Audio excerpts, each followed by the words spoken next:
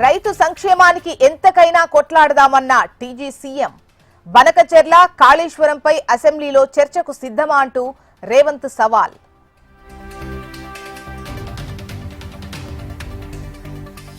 విభేదాలు వీడి కలిసికట్టుగా సాగితే మళ్లీ కాంగ్రెస్దే అధికారం, పనిచేసిన వారికే పార్టీలో పదవులొస్తాయన్న CM Revanth Reddy.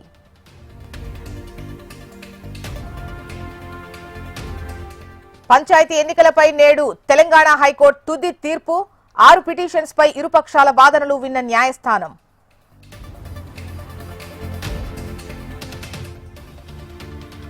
Phone tapping లో వెలుగులోకి విస్తుపోయే అంశాలు, నేతల అనుచరులు, కుటుంబ సభ్యులపైన నిఘా.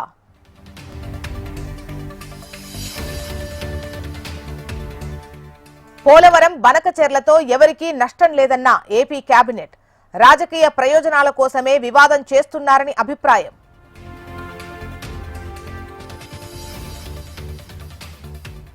రాజధాని అమరావతి నిర్మాణానికి 2 మహిళల ఔదార్యం. సీఎం చంద్రబాబును కలిసి చేతి గాజులు, నగలు విరాళం.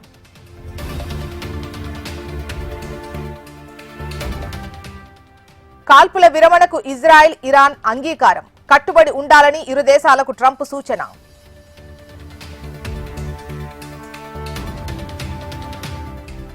ఆపరేషన్ సింధు ముగిసిందన్న భారత్. ఇరాన్, ఇజ్రాయెల్ నుంచి 3170 మందిని తీసుకొచ్చినట్లు వెల్లడి.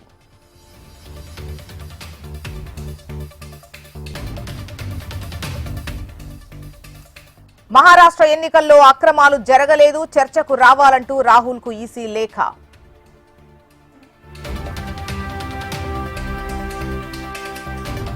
వారణాసిలో central zonal counselling meeting. Amit Shah అధ్యక్షతన 4 రాష్ట్రాల సీఎంలు భేటీ.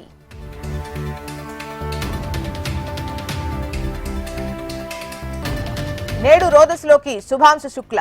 మధ్యాహ్నం 12 గంటలకు యాక్సియం 4 ప్రయోగం.